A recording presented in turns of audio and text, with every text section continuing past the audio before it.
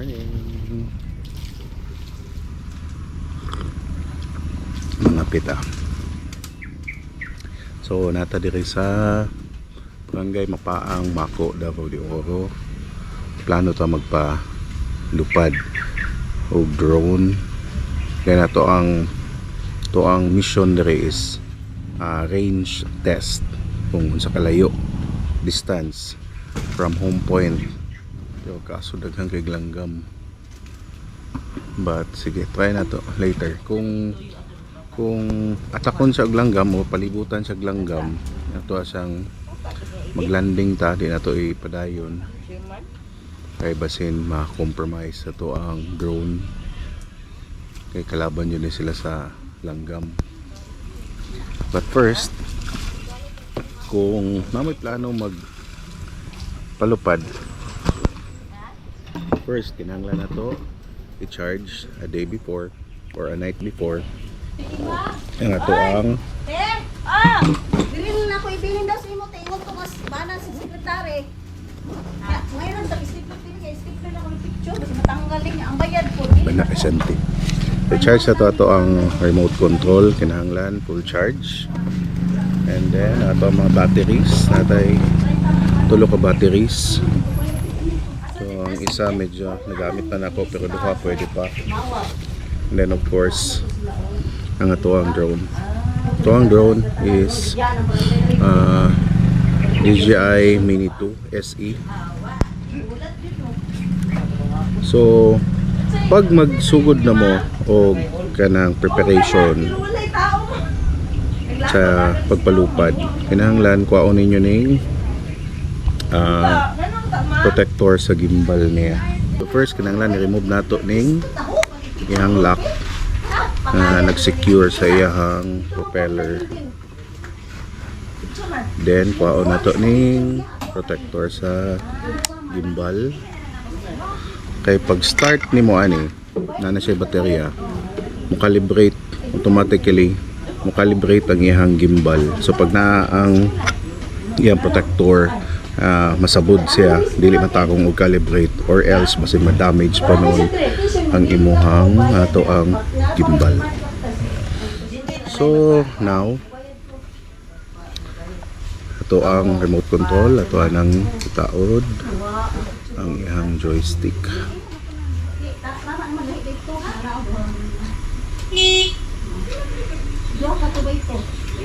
Lang tayo na ito pangusgan. Gentle. Very gentle.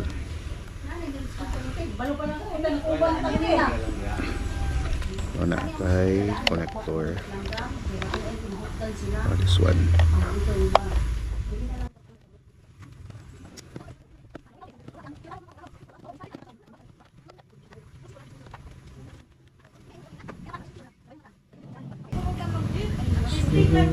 Okay na. Tanga na ito isa ka battery. Check na to. So full charge pa ang duha. Insert na to ang battery.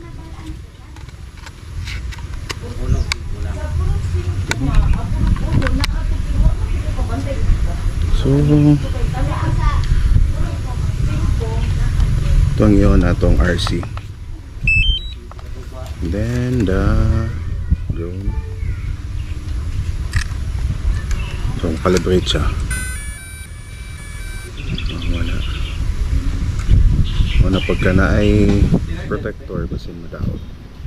So pagka nag-connect na sila, so usually ako ginaon ako ang GPS para just in case malocate na to itong drone if ever na i-worst na mahitabo. And then on na to ang app sa DJI. So go fly. Home point updated. So nag-update na yung home point. We'll be shooting at 2.7K at 30 frame per second. And ISO na to. Tasan na tong shutter.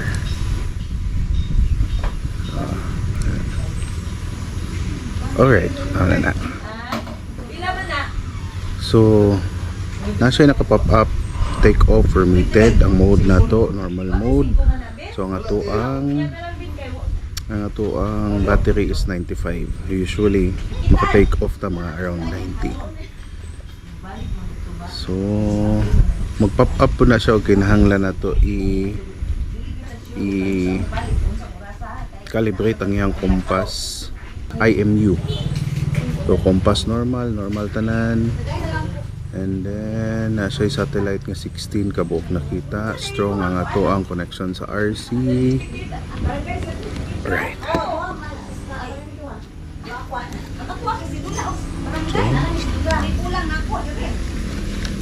Open na na to. Sikat naman lang kayo pirmaan. Naka normal mode ta. Ato ang target is paana dito. Kung makaabot ba siya dito sa may dagat. Yan na. Sa pa ba itong dapat i-consider?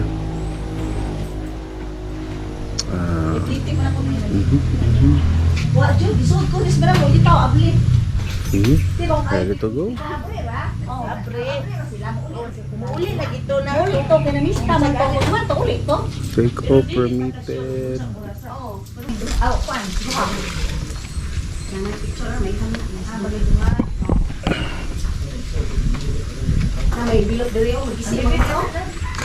Oh, may picture ni Lord Bino. Ang kita man ang kuan ha? Sa imo ana nakapangalan? Oh, ako may seminar. Sa mama ni mo. Ako na patat ko ni seminar sa mama. Ang pangalan ko ay kontak. Take off. Home point updated. So, alright.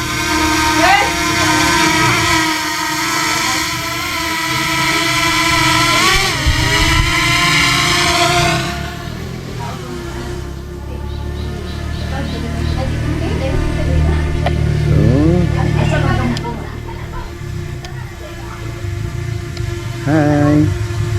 Hi drone. So, naka-normal mode ta. Kaso,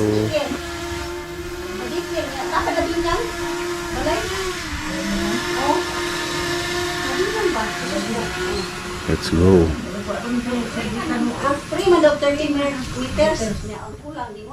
Hopefully, dili siya labtan. So, nadyo yung mga langgam. So, distance 300 meters.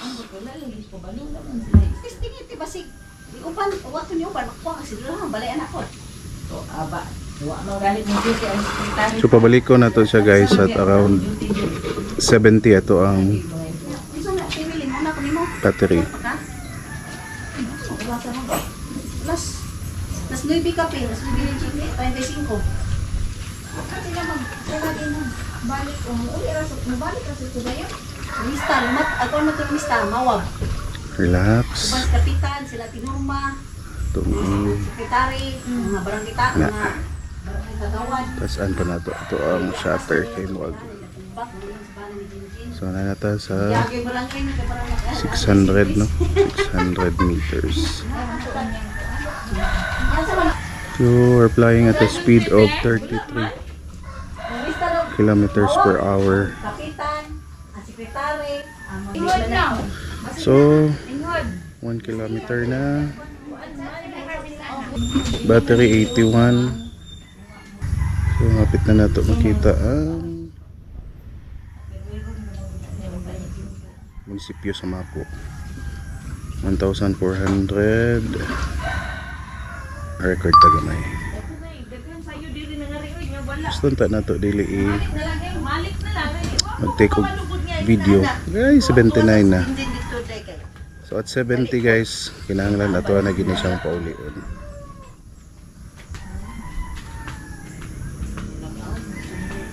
So at a speed of 35 kilometers per hour. Ito ka na ang munisipyo sa Mako. Yan. Mana ang munisipyo sa Mako.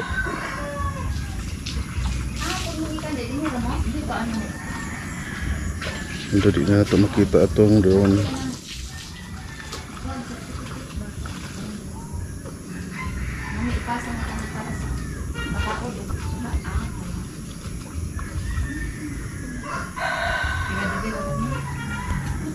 Tas na to siya.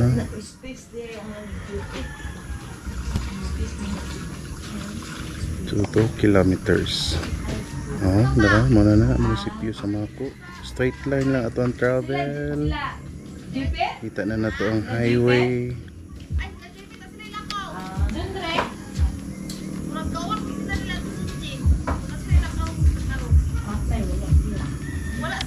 Huwag nagkagamay na, nagkahinay na ang ato ang signal.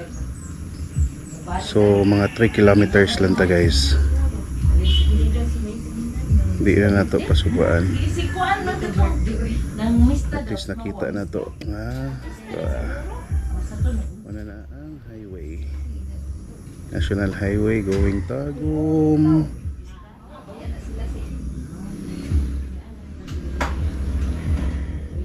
Oh my god, 70 na. So, sige. Kamay na lang yun.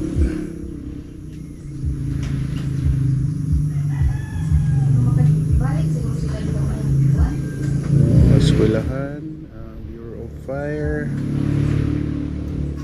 200 meters na lang. So,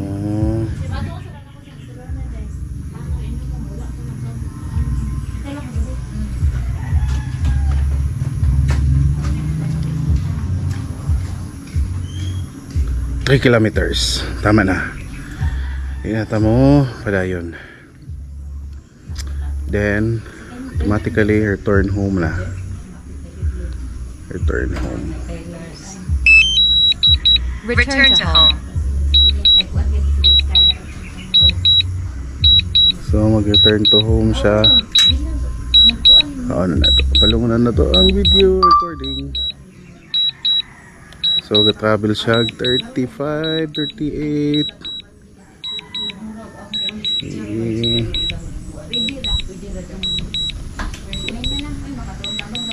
So pag maskig naka-return home na mo, pwede paghihapon na to makontrol ang iyang makita. May nakanindot diri nga spot kay ang transition sa iyang lugar. May bukid, kita ang dagat. Battery 61. So while returning home, pwede po na to siya ma-rotate. Ang kita gyapon na to.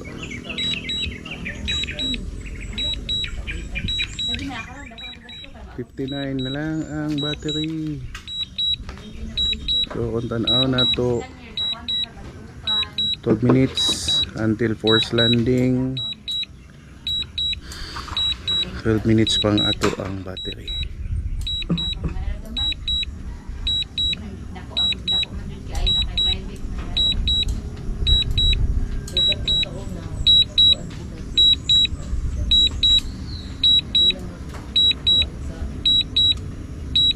Di na to makita, so tayo makita po nga langgam. Asa naman siya.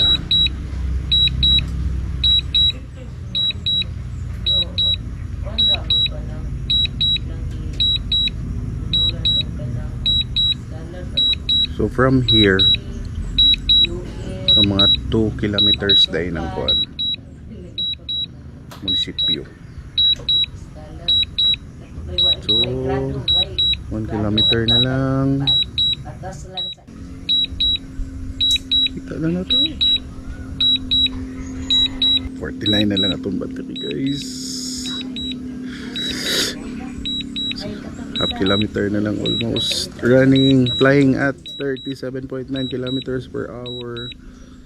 Sumbag po na rin. Kita na na to. Ito ang home point.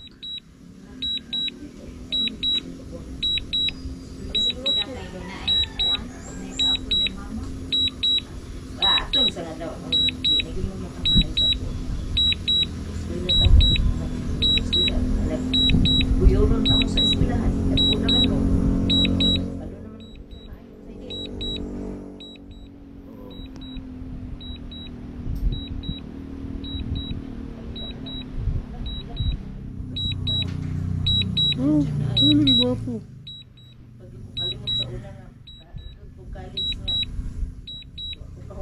Saan na siya?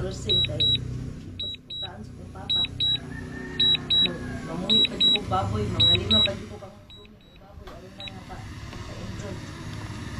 Kamu pa rin.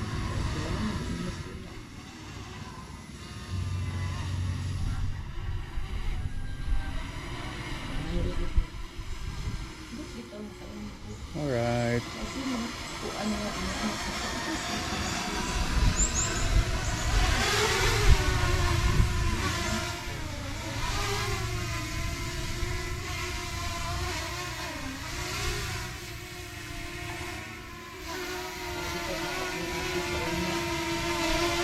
Welcome home.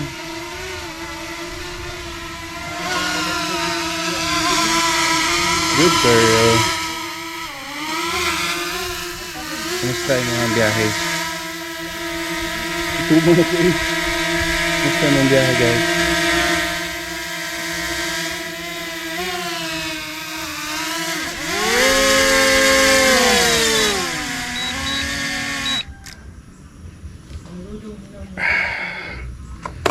Naka-return siya. Successfully. Thank you. Thank you Lord. So, patira na to.